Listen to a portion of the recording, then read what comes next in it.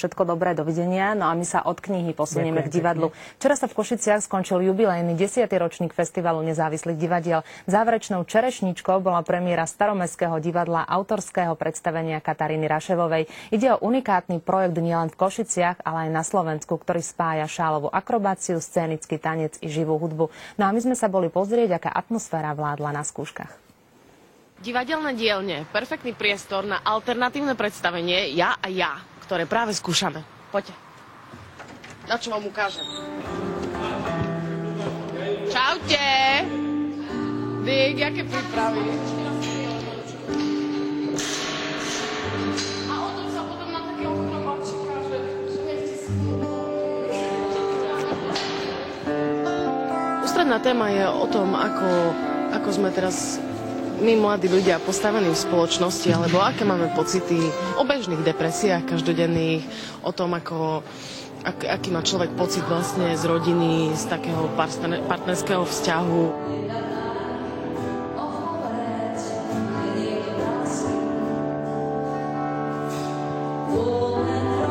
Keď som prvýkrát prišla na tréning, tak to bolo... Akože ja som si myslela, že som zvyknutá na pohyb, hej, že som akože viem ťažko trénovať, tak som si myslela, že to pôjde, ale to bolo proste brutálne náročné, hej, ruky z toho bolia a všetko, akože veľkú silu toho musíš dať, takže prvé tréningy som bola úplne zničená, úplne spotená, ale nebala som sa ako tak, lebo neboli sme v takých výškach, ako sme tu na.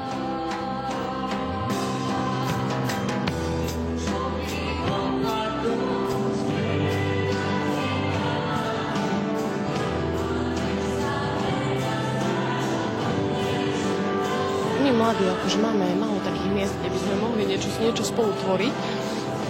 A vlastne kamarát ma inšpiroval tým, aby som napísala teda nejaký projekt, keďže veľa mojich kamarátov sú práve hudobníci alebo nejakí umelci. Väčšinou nemajú sa kde realizovať, pretože u nás sa týmto nedá živiť. Máme tu napríklad plastického chirurga, ktorý je popri tom aj bubeník, samozrejme. A potom Ariadna, ktorá so mnou vlastne vystupuje ako tanečnička, akrobatka, herečka, tak ona študovala tanec v Amerike tiež len na nejakých kurzoch. Potom tu máme vlastne klaviristu, ktorý pracuje v nejakej firme, prevážajú tovar s otcom, aby si zarobil, záchranára. A jediný profesionálny hudobník, ktorý nič nerobí okrem toho, že je hudobník, je vlastne Tommy Okres.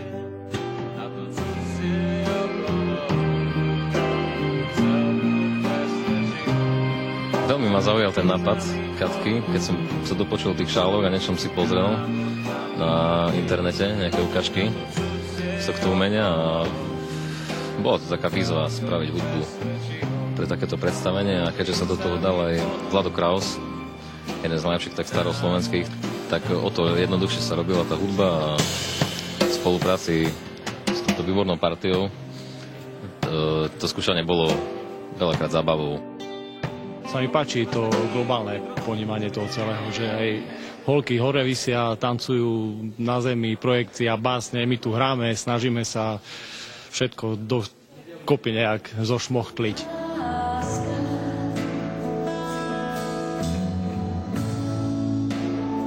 Je to náročnejšie, než sa to zdá a takéto veci, napríklad na šálok sa vzdušný tanec alebo tiež gymnastika, oni čím ľahšie to vyzerá, tak tým náročnejšie to je a tým väčšie drňaj za tým. Určite mi narástli svaly na rukách, ja aspoň dvakrát mám hrubšie ruky, ako som mala predtým. Myslím si, že sa všetci už veľmi tešíme na premiéru a že to bude veľmi dobré. Som presvedčená, že sme dobre pripravení a že sa to ľuďom bude naozaj páčiť. A fakt si myslím, ja sa strašne teším a som presvedčená, že každý sa strašne teší.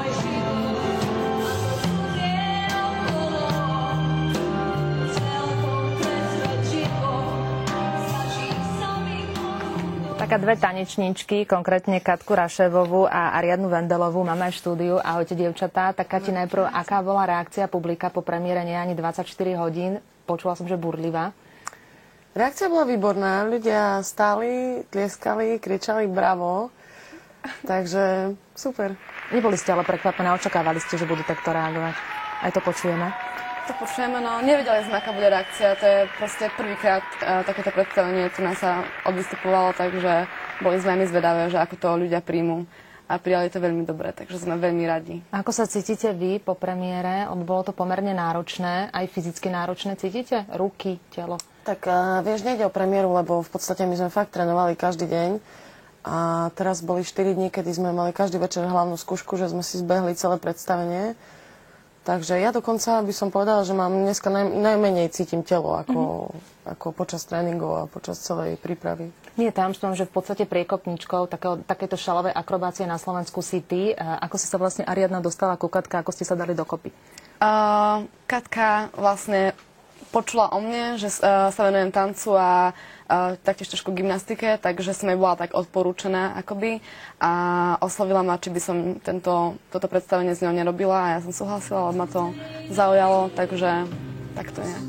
Tam je celá taká kombinácia, nie je to v podstate len o tom vašom šálovom tanci, ale aj tá živá kapela tam zohrala taký veľmi dôležitý moment. Prečo si sa rozhodla toto dať dokopy a ako ti to vlastne napadlo? Ja som niekedy dávno videla činoherné predstavenie mladých ľudí, tuším z Brna.